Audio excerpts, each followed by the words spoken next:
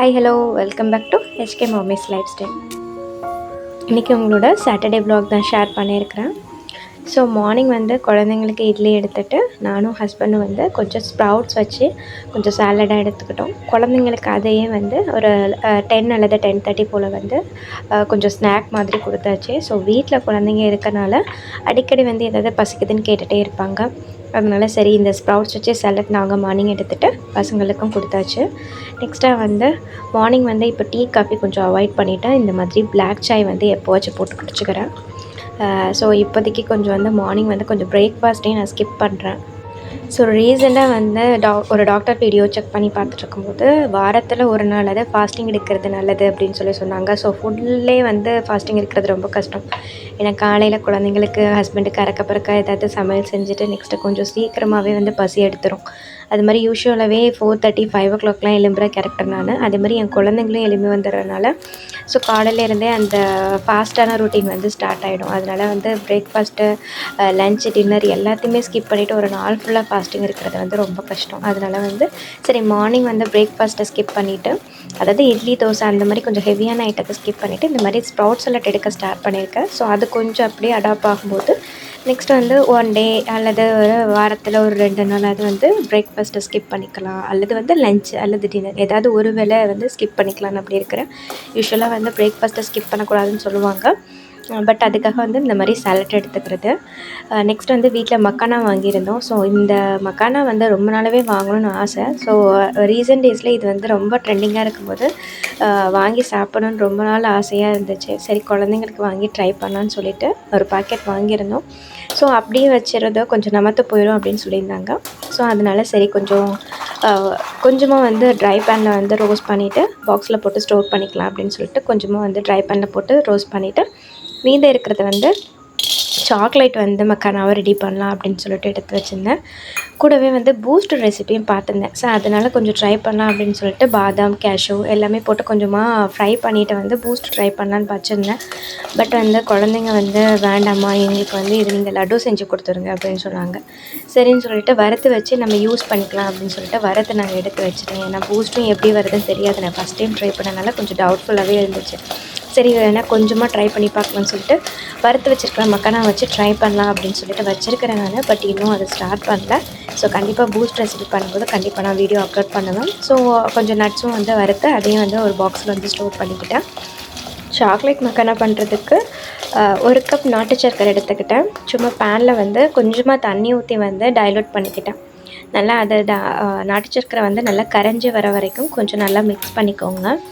அதுக்கப்புறம் வந்து இது கூட நம்ம வந்து நல்லா மிக்ஸ் ஆகி வரும்போது நெக்ஸ்ட்டு வந்து 1 கப் வந்து கொக்கோ பவுடர் எடுத்துக்கலாம். சாக்லேட் பவுடர் இருந்தால் கூட அதுவும் எடுத்துக்கலாம். அதுவும் 1 கப் ஆட் பண்ணிக்கோங்க. கொஞ்சம் கொஞ்சமாக ஆட் பண்ணிக்கோங்க, ஏன்னா கட்டி ஆகிடும். ஸோ அதையும் ஆட் பண்ணிவிட்டு நல்லா மிக்ஸ் பண்ணிவிட்டு நெக்ஸ்ட்டு வந்து நல்லா மிக்ஸ் ஆகி வரும்போது 1லேருந்து 2 ஸ்பூன் பட்டர் ஆட் பண்ணிக்கலாம். 1 ஸ்பூன் கார்ன்ஃப்ளவர் கொஞ்சம் திக்னஸ்க்காக கார்ன்ஃப்ளவரும் ஆட் பண்ணிவிட்டு லைட்டாக வந்து அந்த சாக்லேட் கனாஷ் அந்த கன்சிஸ்டன்சிக்கு வரணும். கொஞ்சம் திக்கான கன்சிஸ்டன்சி வரும்போது நெக்ஸ்ட்டு வந்து நம்ம ஃப்ரை பண்ணி வச்சுருக்கிற மக்கானாவும் வந்து நீங்கள் இதில் போட்டு நல்லா மிக்ஸ் பண்ணிக்கலாம். மிக்ஸ் பண்ண கொஞ்சம் நேரத்துலேயே வந்து நல்லா திக்காக ஆகிடும்.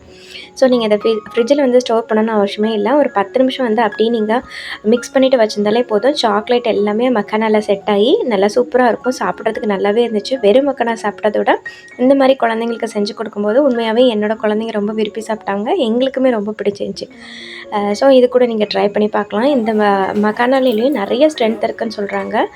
ஸோ வெறுமை சாப்பிடும்போது வந்து அது அவல் நம்ம சாப்பிடுவோம் இல்லையா, அவல் பொரி சாப்பிட்ற அந்த மாதிரி டேஸ்ட்லெஸ்ஸாக தான் இருக்குது. பட் அது கூட நீங்கள் வந்து நல்லா வறுத்து ஃப்ரை பண்ணிட்டீங்கன்னா நல்லா மொறுமொறுன்னு கொஞ்சம் நல்லாயிருக்கு. பட் வந்து வறுக்கிறதுக்கு முன்னாடி வந்து சாப்பிட்டு பார்த்தா எந்த டேஸ்ட்டுமே இல்லை, நல்லாவே இல்லை. ஸோ வறுத்து வச்சதுமே வந்து ஸ்டோர் பண்ணியிருக்கேன். அதுவுமே வந்து நம்ம 1-2 நாள் தான் ஸ்டோர் பண்ண முடியும், அல்லது வந்து 2-3 நாளுக்கு அப்புறம் போகும்போது கொஞ்சம் நமத்து மாதிரி ஆயிடுது. ஸோ வறுத்து வச்சுருந்தீங்கனாலும் சீக்கிரமாக நீங்கள் பூஸ்ட் பண்ண வந்து ஸ்டார்ட் பண்ணிவிடுங்க. நான் பண்ணும்போது கண்டிப்பாக உங்கள் கூட ஷேர் பண்ணுறேன். நெக்ஸ்ட்டு வந்து குழந்தைங்களும் வந்து இன்ட்ரெஸ்ட்டாக எடுத்து சாப்பிட்டாங்க. யூஸ்வலாகவே சாட்டர்டே சண்டே இருந்தாலே குழந்தைங்க கொஞ்சம் நேரத்துக்கு ஒருக்க வந்து அம்மா பசிக்குது ஸ்நாக்ஸ் வேணும் அப்படின்னு கேட்பாங்க. ஸோ வீட்டில் ஏதாவது சாப்பாடு இருந்தாலும் பட் அவங்களுக்கு வந்து எதாவது ஆயில் ஃப்ரை பண்ண ஐட்டம் அந்த மாதிரி தான் பிடிக்கும்.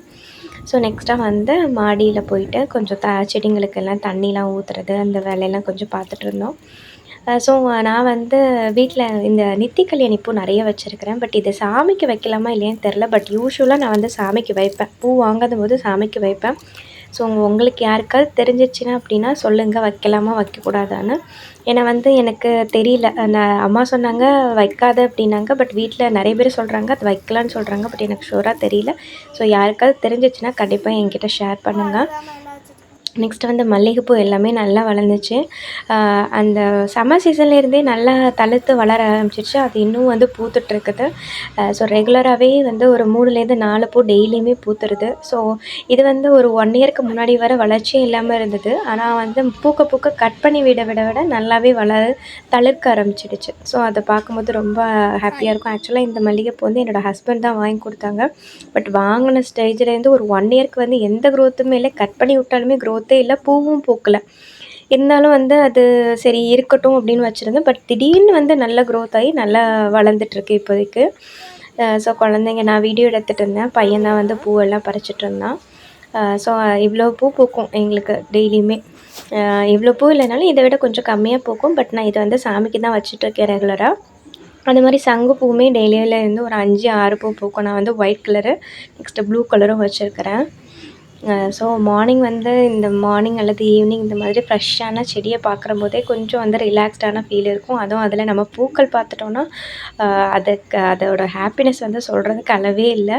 பாருங்கள் மல்லிகைலாம் எவ்வளோ சூப்பராக பெருசு பெருசாக பூத்துருக்கு பாருங்கள். ஸோ எந்த உரமே இல்லை. ஆக்சுவலாக வந்து நான் எதாவது அரிசி ஊற வச்சாலோ மாவு ஊற வச்சாலோ அந்த தண்ணி ஊற்றுவேன். மற்றபடி ஏதாவது கொஞ்சம் வெங்காயம் அல்லது இந்த பூண்டு அதிகமாக உரிச்சிருந்தேன், தோல் இருந்துச்சு அப்படின்னா லைட்டாக ட்ரை பண்ணிவிட்டு போட்டுடுவேன் நான்.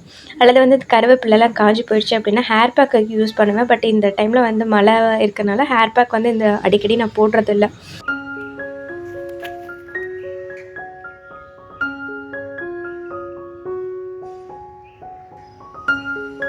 கிளைமேட் சேஞ்ச் ஆகும்போது குழந்தைங்களுக்கு சீக்கிரமாகவே எல்லாமே அஃபெக்ட் ஆகிடும். முக்கியமாக இந்த சளி இருமல் தொந்தரவு வந்து குழந்தைங்களை ரொம்ப கஷ்டப்படுத்தும். என் பையனுக்கும் அதே மாதிரி தான் சளி இருமல் எல்லாம் ஸ்டார்ட் ஆகியாச்சு. ஸோ ஒரு சூப் செய்யலாம் அப்படின்னு சொல்லிட்டு செய்ய ஆரம்பிச்சிட்டேன். ஸோ நம்ம வியூவர்ஸ்க்கும் அதையே செஞ்சு காமிச்சிட்டேன். இப்போ நான் ஒரு 4 பீஸ் சிக்கன் எடுத்துருக்கேங்க. கூடவே எலும்பு இருக்கிற பீஸும் நீங்கள் சூப்புக்கு எடுத்துக்கிட்டிங்கன்னா அந்த எலும்பில் இருக்கிற அந்த ஜூஸ் எல்லாமே நல்லாவே நமக்கு சூப்பில் இறங்கி நல்லா சூப்பராக கிடைக்குங்க. இப்போ நான் ஒரு 4லேருந்து 5 சின்ன வெங்காயம் எடுத்திருக்கேன். ஒரு சின்ன துண்டு பட்டை, ஒரு 2 கிராம்பு எடுத்துருக்கிறேன். பாதி தக்காளி ஆட் பண்ணிக்கலாம். இந்த ஸ்டேஜில் நீங்கள் உப்பு வேணும்னா நீங்கள் ஆட் பண்ணிக்கலாம். நான் வந்து சூப் ரெடி பண்ணும்போது தாங்க உப்பு ஆட் பண்ணிக்கிட்டேன். சூப்புக்கு ஏற்ற மாதிரி தண்ணி ஊற்றி நீங்கள் குக்கரில் விசில் வச்சுக்கலாங்க. இப்போது ஒரு 4லேருந்து 5 விசில் போட்டு எடுத்து வச்சுட்டேங்க. இப்போ நம்ம இந்த ஜூஸ் வாட்டர் எல்லாத்தையும் தனியாக ஒரு பாத்திரத்தில் வச்சுக்கலாம். இப்போ வந்து நமக்கு அந்த வெங்காயம் தக்காளி எல்லாம் அதில் இருக்கிற ஜூஸ் மட்டும் நம்ம வந்து எடுத்துக்கலாங்க. சிக்கன் பீசஸ் எல்லாம் தனியாக நான் ஒரு பிளேட்டுக்கு மாற்றி வச்சிடுறேன். அந்த வெங்காயம் தக்காளி மட்டும் நான் அதில் இருக்கிற ஜூஸ் மட்டும் நான் நல்லா ஃபில்ட்ரு பண்ணிக்கிறேன். நல்லா நீங்கள் வந்து ஸ்மாஷ் பண்ணிக்கோங்க. அப்போ தான் அதில் இருக்கிற ஜூஸ் எல்லாமே இறங்கும். ஸோ இது மாதிரி நல்லா நீங்கள் ஸ்மாஷ் பண்ணிக்கோங்க. ஸ்மாஷ் பண்ணிவிட்டு அதில் இருக்கிற ஜூஸ் எல்லாத்தையுமே நம்ம எடுத்துடலாம். இப்போ இதை வந்து இந்த பார்ட்டை வந்து நம்ம தூக்கி போட்டுடலாங்க. இப்போ இந்த சிக்கன் பீசஸ் எல்லாம் இருந்துச்சு இல்லையா, அதெல்லாம் நீங்கள் வந்து லைட்டாக குட்டி குட்டி பீஸாக பிரித்து எடுத்துக்கோங்க. அது மாதிரி நம்ம சூப்பில் சேர்க்கும்போது குழந்தைங்க ஈஸியாக சாப்பிட்றதுக்கு ஈஸியாக இருக்கும். அதுக்காக தான் மெயினாக நான் இது வந்து குழந்தைங்களுக்காக தான் பண்ணுறேன். ஸோ இது மாதிரி குட்டி குட்டி பீஸாக வந்து நீங்கள் பிரித்து எடுத்துக்கோங்க. இப்போ நம்ம இந்த குட்டி குட்டி பீசஸ் ப்ளஸ் அந்த லெக் பீஸ் எல்லாத்தையுமே சேர்த்து நம்ம அந்த ஜூஸ் கூட மிக்ஸ் பண்ணிக்கலாம். இப்போ இது சைடாக இருக்கட்டும். இப்போ பேனில் நான் 1 ஸ்பூன் பட்டர் ஆட் பண்ணிக்கிறேன். நீங்கள் பட்டர் இல்லைன்னா நீங்கள் ஆயில் கூட யூஸ் பண்ணிக்கலாம். இப்போது பட்டரை ஆட் பண்ணிவிட்டு பட்டர் லைட்டாக மெல்ட் ஆகி வரும்போது க்ரீன் சில்லியை குட்டி குட்டியாக கட் பண்ணி ஆட் பண்ணியிருக்கிறேன். நெக்ஸ்ட்டு கொஞ்சமாக கார்லிக் அப்புறம் ஜிஞ்சர் வந்து லைட்டாக துருவி போட்டிருக்கேன். ஜிஞ்சர் வந்து துருவி போட்டிருக்கேன், கார்லிக் வந்து குட்டி குட்டியாக கட் பண்ணி போட்டிருக்கேன். நெக்ஸ்ட்டு கரி லீவ்ஸ் கொஞ்சமாக போட்டுக்கோங்க. லைட்டாக ஜிஞ்சரும் கார்லிக்கும் அந்த எண்ணெயிலேயே நல்லா வதங்கி சுருங்கி வரட்டும். அந்த ஸ்டேஜ் வர நல்லா வதக்கி விட்டுடுங்க. இப்போ நல்லா வதங்கினதுக்கப்புறமா சிக்கன் அப்புறம் அந்த ஜூஸ் வச்சுருந்தோம் இல்லையா, சிக்கன் வேக வச்ச ஜூஸ் அதை நம்ம ஆட் பண்ணிக்கலாம். இதில் 1 ஸ்பூன் நான் கல்லுப்பு ஆட் பண்ணிக்கிறேன். நீங்கள் வந்து ஜூஸ் அல்லது அந்த தண்ணிக்கு ஏற்ற மாதிரி நீங்கள் உப்பு வந்து ஆட் பண்ணிக்கோங்க. ஏன்னா நான் வேக வைக்கும்போது உப்பு ஆட் பண்ணுவேன். அது மாதிரி வேக வைக்கும்போது நீங்கள் தண்ணி வந்து எந்த அளவுக்கு உங்களுக்கு சூப் வேணுமோ அந்த அளவுக்கு நீங்கள் வேக வச்சுக்கலாங்க. இப்போ நம்ம இது எல்லாத்தையும் போட்டு நல்லா கொதிக்க வச்சிடலாம். மினிட்ஸ் நல்லா கொதிக்கட்டும். நான் இன்றைக்கி வந்து பெப்பர் பவுடர் லாஸ்ட் தாங்க ஆட் பண்ண போகிறேன். ஏன்னா குழந்தைங்களுக்கு கொஞ்சம் காரம் இருந்தால் கூட குடிக்க மாட்டாங்க. மெயினாக அவங்களுக்காக தான் பண்ணுறதுனால நான் வந்து லாஸ்ட்டாக அவங்களுக்கு தேவைப்படுற அளவுக்கு நான் ஆட் பண்ணிக்கிறேன். இதே நீங்கள் பெரியவங்க இதை இருந்தால் இந்த ஸ்டேஜில் நீங்கள் 1/2 ஸ்பூன் பெப்பர் நீங்கள் நல்லா இடித்து பொடி பண்ணி இதில் நீங்கள் ஆட் பண்ணி கொதிக்க வச்சிடலாங்க. நல்ல ஃப்ளேவர் எல்லாம் அப்சர்வ் பண்ணிக்கும். ஸோ உங்களுக்கு நல்லா சுட சுட குடிக்கும்போது ரொம்ப சூப்பராக இருக்குங்க. இப்போ நான் 1/2 ஸ்பூனுக்கு சோயா சாஸ் ஆட் பண்ணிக்கிறேங்க. இந்த சோயா சாஸ் ஆட் பண்ணும்போது உங்களுக்கு நல்லா இருக்கும் டேஸ்ட்டு. ரெஸ்டாரண்ட் ஸ்டைலில் வந்து இந்த சூப் வந்து இருக்கும். அதுக்காக தான் நான் ஆட் பண்ணிக்கிட்டேன். உங்கள் வீட்டில் இல்லைன்னா நீங்கள் ஸ்கிப் பண்ணிக்கலாம் தாராளமாக. உங்களுக்கு வேணும்னா லாஸ்ட்டாக நீங்கள் ஆஃப் பண்ணுறதுக்கு ஒரு 5 மினிட்ஸ் முன்னாடி கார்ன்ஃப்ளவர் வந்து 1 ஸ்பூன் எடுத்து நல்லா தண்ணியில் கரைச்சி அதையும் நீங்கள் மிக்ஸ் பண்ணிக்கலாம். இன்றைக்கி நான் கார்ன்ஃப்ளவர் போடலை. இப்போ பாருங்கள், ஒரு 5 to 8 மினிட்ஸ் நல்லா கொதிச்சிடுச்சு. கொஞ்சம் திக்காகவும் ஆயிருக்கு. ஸோ இந்த ஸ்டேஜில் நான் வந்து கொரியண்டர் லீவ்ஸ் கொஞ்சமாக தூவிட்டு நான் வந்து ஆஃப் பண்ணிடுங்க. இந்த நீங்கள் சூப் குழந்தைங்களுக்கு கொடுக்கும்போது ரொம்ப ஹாட்டாக இல்லைன்னா அவங்களுக்கு ஏற்ற மாதிரி எந்த அளவுக்கு அவங்க குடிப்பாங்களோ அதுக்கு ஏற்ற மாதிரி வார்மாக நீங்கள் கொடுங்க. கண்டிப்பாக அவங்களுக்கு சளி இருமல் எல்லாமே கம்மியாகுங்க. கண்டிப்பாக ட்ரை பண்ணி பாருங்கள். ரொம்பவே டேஸ்ட்டாக இருந்தது. என்னோடய குட்டீஸுங்க ரொம்ப விரும்பி குடித்தாங்க. ஏன்னா அவங்களுக்கு ஏற்ற அளவுக்கு தான் நான் பெப்பர் பவுடர் ஆட் பண்ணியிருந்தேன். ஸோ ரொம்ப காரம்னு சொல்லிவிட்டு சம்டைம் அவாய்ட் பண்ணிடுவாங்க. அதுக்காகவே நான் வந்து இன்றைக்கி ரொம்ப கம்மியாகவே பெப்பர் பவுடர் ஆட் பண்ணிக்கிட்டேன். ஸோ உங்கள் குட்டீஸ்களுக்கு கொடுக்கறதா இருந்தால் கண்டிப்பாக நீங்கள் பெப்பர் பவுடர் கொஞ்சமாக ஆட் பண்ணிவிட்டு கொடுங்க. ஏன்னா காரம் அதிகமாக இருந்தால் கூட குடிக்க மாட்டேன்னு சொல்லிடுவாங்க. அதுக்காக தான் இப்போ நான் அவங்களுக்கு ஏற்ற மாதிரி ஒரு 1/4 ஸ்பூன் பெப்பர் பவுடர் ஆட் பண்ணிவிட்டு என்னோடய 2 குட்டீஸ்களுக்கு கொடுத்தேன். ரொம்ப விருப்பப்பட்டு குடித்தாங்க. இதே நீங்கள் 1 இயர் மேலே இருக்கிற குட்டி குழந்தைங்களுக்கு கொடுக்கறதா இருந்தால் நீங்கள் இந்த சிக்கன் பீஸ் எல்லாம் அவாய்ட் பண்ணிவிட்டு சும்மா அந்த தண்ணியை மட்டும் நீங்கள் ஃபில்ட்ரு பண்ணிவிட்டு, அதாவது நம்ம சூப்பை மட்டும் ஃபில்ட்ரு பண்ணிவிட்டு நீங்கள் குட்டி குழந்தைங்களுக்கு கூட கொடுக்கலாம். அதாவது 1 இயர் மேலே இருக்கிற குழந்தைங்களுக்கு கொடுக்கலாம் தாராளமாக. என்னோடய குட்டீஸ்களுக்கும் நான் கொடுத்துருக்குறேன். பாருங்கள், இந்த தண்ணியாக நீங்கள் கொடுக்கணும். ஏன்னா அந்த பீசஸ்லாம் அவங்களுக்கு வந்து டைஜஸ்ட் ஆகாது. ஸோ இந்த மாதிரி சூப் வந்து அடிக்கடி குழந்தைங்களுக்கு கொடுக்கலாம். நான் நிறைய வகையான சூப் வந்து நம்ம ஆல்ரெடி சேனலில் அப்லோட் பண்ணியிருக்கோம். நான் வீடியோ வந்து கொடுக்குறேன், டிஸ்கிரிப்ஷனில் செக் பண்ணி பாருங்கள். அப்படியே வந்து கொஞ்சம் ப்ளவுஸ் வேலை இருந்துச்சு. ஸோ பாப்பாவுக்கும் வந்து கொஞ்சம் நேரம் தூங்கிட்டான். ஸோ அவளையும் பக்கத்துலேயே போட்டு ஆரி ப்ளவுஸ் டிசைனும் போட ஆரம்பிச்சிட்டேன்.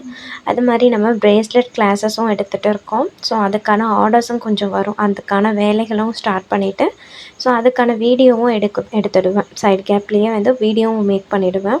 ஸோ இது நமக்கு நியூவாக வந்து ஆர்டர் தான். ஸோ ஒரு வாட்ச் டயல் வந்துடும். ஸோ அதில் வந்து 7 டேஸுக்கான ப்ரேஸ்லெட் வந்துடும். ஸோ ஜஸ்ட்டு 300க்கு நான் இதை ப்ரொவைட் பண்ணிகிட்டே இருக்கேன். ஸோ வீடியோஸ் பார்க்குறவங்க யாருக்காவது வேணும்னா நீங்கள் வந்து தாராளமாக எனக்கு வந்து நீங்கள் மெசேஜ் பண்ணலாம். கூடவே வந்து சிம்பிளான ப்ரேஸ்லெட்ஸ் எல்லாமே 30லேருந்து நம்ம கொடுத்துட்ருக்கோம். ஸோ நீங்கள் பல்காகவும் வேணாலும் ஆர்டர் பண்ணிக்கலாம். ஸோ இதுக்கான நம்ம தனி சேனல் கூட ஓப்பன் பண்ணியிருக்கோம். ஸோ ஆரிக்கு ப்ரேஸ்லெட்டுக்கு நெக்ஸ்ட்டு நான் கற்றுக்கிட்ட எல்லா விஷயங்களுமே அதில் நான் ஷேர் பண்ணுறேன். ஸோ அந்த மாதிரி சேனல்ஸ் உங்களுக்கு பிடிக்கும் அப்படின்னா கூட நீங்கள் கமெண்ட்டில் கேளுங்க. நான் கண்டிப்பாக டீட்டெயிலாக உங்களுக்கு எக்ஸ்பிளைன் பண்ணுறேன். ஸோ இந்த மாதிரி ப்ரேஸ்லெட் கூட நீங்கள் பல்காக ஆர்டர் பண்ணிக்கலாம். ஸோ அதுவுமே அந்த ஒர்க்குமே வந்து சைடாக போய்ட்டு இருக்கும். ஸோ குக்கிங் வேலை, நெக்ஸ்ட் வந்து வீட்டில் இருக்கிற வேலையெல்லாம் முடிச்சுட்டு நெக்ஸ்ட்டு இந்த மாதிரி வீடியோ வந்து மேக் பண்ணி அதுக்கான எடிட்டிங் வேலை, அப்லோட் பண்ணுற வேலை எல்லாமே சைட் பை சைடு வந்து பார்த்துட்டே இருப்பேன். ஸோ ஒரு டே வந்து எனக்கு பிஸியாக போயிட்டு இருக்கிற மாதிரியே தான் இருக்கும். ஸோ இதுவே சாட்டர்டே சண்டே அப்படின்னா குழந்தைங்க வீட்டில் இருக்கிறனால மோஸ்ட்லி வந்து எனக்கு கிடைக்கிற டைம் வந்து 1 hour அல்லது 2 hour தான். ஸோ இதுவே பசங்க வந்து ஸ்கூலுக்கு போயிட்டாங்க அப்படின்னா மார்னிங் 9ல் இருந்து ஒரு 1 o'clock வரை வந்து கண்டிப்பாக வந்து ஒர்க்கில் வந்து உட்காந்துருவேன். ஸோ கண்டிப்பாக இந்த ஒர்க் வந்து முடிச்சு கொடுக்கணும் அப்படின்னா வீட்டு வேலைகள் எல்லாத்தையும் அப்படியே போட்டுட்டு ப்ளவுஸ் வேலை வந்து ஸ்டார்ட் பண்ணிவிடுவேன். இல்லை ரொம்ப அர்ஜென்ட் இல்லை அப்படின்னா வீட்டில் வந்து சின்ன சின்ன வேலைகள் எல்லாம் முடிச்சுட்டு ஒரு 10-10:30 போல் வந்து ப்ளவுஸ் ஒர்க் வந்து ஸ்டார்ட் பண்ணுவேன். எத்திக் ஸ்கூலில் வந்து ப்ராஜெக்ட் பேஸ்டு லேர்னிங்காக கிர் ஃபாரஸ்ட் பற்றி ரெடி பண்ணியிருந்தாங்க. ஸோ வந்து குஜராத் தீமில் வந்து இவங்க கிளாஸில் ரெடி பண்ணியிருந்தாங்க. அதனால் வந்து குஜராத்தில் இருக்கிற ஃபேமஸ் கிர் நேஷ்னல் பார்க் பற்றி இவனோட ப்ராஜெக்ட். ஸோ அது வந்து ஃபாரஸ்ட் தீமில் வந்து ரெடி பண்ணிவிட்டு ஸ்பீச்சும் வந்து கொஞ்சம் இருந்துச்சு. ஸோ அதுக்கான வேலைகளை நானும் ஹஸ்பண்டும் பார்த்துட்டு அந்த ஒர்க்கையும் வந்து நைட்டோட நைட்டாக வந்து கம்ப்ளீட் பண்ணிட்டோம். ஸோ அவனுக்கு வந்து மண்டே எடுத்துகிட்டு போனோம். டியூஸ்டே வந்து அவனுக்கு வந்து கிளாஸ் வந்து இருந்துச்சு. அதாவது இந்த மாதிரி தீம் ஒர்க் வந்து அன்றைக்கி வந்து இருந்துச்சு. ஸோ அவனும் வந்து ப்ராப்பராக எடுத்துகிட்டு போயிட்டு நெக்ஸ்ட் வந்து ஸ்பீச்சும் பண்ணியிருந்தான், நல்லாவே பண்ணியிருந்தான். ஸோ இந்த ஒர்க்கும் வந்து சைடாக நம்ம பண்ணிகிட்டு இருக்கணும். ஸோ எல்லா ஒர்க்குமே வந்து இருக்கும். கூடவே வந்து அவங்களுக்கு வந்து ஹோம் ஒர்க் பண்ணுறது எல்லா ஒர்க்குமே சைட் பை சைடு வந்து இருந்துகிட்டே இருக்கும். ஸோ மாமாக இருக்கிறவங்களுக்கு நல்லாவே தெரியும். ஒரு குழந்தைங்க 2 குழந்தைங்க வீட்டில் இருந்தாங்க, அதாவது இப்போ ஸ்கூல் படிக்கிற குழந்தைங்க இருந்தாங்கன்னா எவ்வளோ வேலை அதிகமாக இருக்குன்னு சொல்லிட்டு தெரியும். ஸோ அந்த கேப்லேயும் வந்து நமக்கு சைடாக நிறைய டைம் இருந்துச்சு அப்படின்னா குட்டி குட்டி விஷயங்கள் வந்து நீங்கள் கற்றுக்கலாம். கற்றுக்கும்போது வந்து ஒரு ஸ்டேஜில் நம்மளாலையும் கண்டிப்பாக ஏர்ன் பண்ண முடியும். அப்படி தான் நான் குழந்தைங்க சின்ன வயசாக இருக்கும்போது கற்றுக்கிட்ட விஷயங்கள் வந்து இப்போ என்னோட பிஸ்னஸ் லெவலுக்கு எடுத்துகிட்டு போயிட்டுருக்கு. ஸோ நான் ப்ரீவியஸ் கூட ஒரு வீடியோவில் வந்து ஷேர் பண்ணியிருப்பேன். ஸோ அந்த வீடியோ பார்க்காதவங்க கூட பாருங்கள். ஹித்திக் வந்து எப்படியாவது ஃப்ரைடே ஏதாவது ஒரு ஆக்டிவிட்டி இருக்கும். ஏதாவது ஒரு ப்ராஜெக்ட் வந்து நம்ம மேக் பண்ணுற மாதிரி அல்லது அவனுக்கு சப்போர்ட் பண்ணுற மாதிரி இருந்துகிட்டே தான் இருக்கும். அதே மாதிரி தான் பாப்பாவுக்குமே ஃப்ரைடே இல்லைனாலும் ஒரு 2 வீக்ஸ் ஒன்ஸ் 3 வீக் ஒன்ஸ் வந்து ஏதாவது ஒரு ப்ராஜெக்ட் வந்து செஞ்சு கொடுத்துட்டே இருக்கிற மாதிரி தான் இருக்குது. ஸோ அதுவும் வந்து சைடாக நம்ம பார்க்கணும். ஸோ அதையும் பார்த்துட்டு ஒர்க்கையும் பார்த்துட்டு நம்மளுடைய ஃபேமிலி லைஃப்பையும் வந்து பேலன்ஸ் பண்ண தெரிஞ்சுக்கிட்டோம் அப்படின்னா கண்டிப்பாக ஒரு பிஸ்னஸில் வந்து சக்ஸஸ் ஆக முடியும். ஃபஸ்ட்டு ஸ்டார்டிங் ஸ்டேஜில் வந்து ரொம்ப ஸ்ட்ரகிளாக இருந்துச்சு. பட் இப்போ வந்து கொஞ்சம் மேனேஜ் பண்ணிக்கிறேன். ஸோ அவ்வளோதான். விலாக் வந்து சாட்டர்டே ஸ்டார்ட் பண்ணி அப்படியே மண்டே வரை போயிடுச்சு. ஸோ இந்த விலாக் உங்களுக்கு பிடிச்சிருந்துச்சா இல்லையான்னு மறக்காமல் எனக்கு கமெண்ட்டில் ஷேர் பண்ணுங்கள். ஸோ இந்த மாதிரி வந்து ரெகுலராக இனி டெய்லி ரூட்டீன் அல்லது வந்து டே இன் மை லைஃப் வந்து விலாக் போடலாமா அப்படின்னு சொல்லிட்டு கமெண்ட்டில் ஷேர் பண்ணுங்கள். ஸோ இந்த வீடியோ பிடிச்சிருந்துச்சுன்னா லைக் பண்ணி சப்போர்ட் பண்ணுங்கள். தேங்க்ஸ் ஃபார் வாட்சிங்.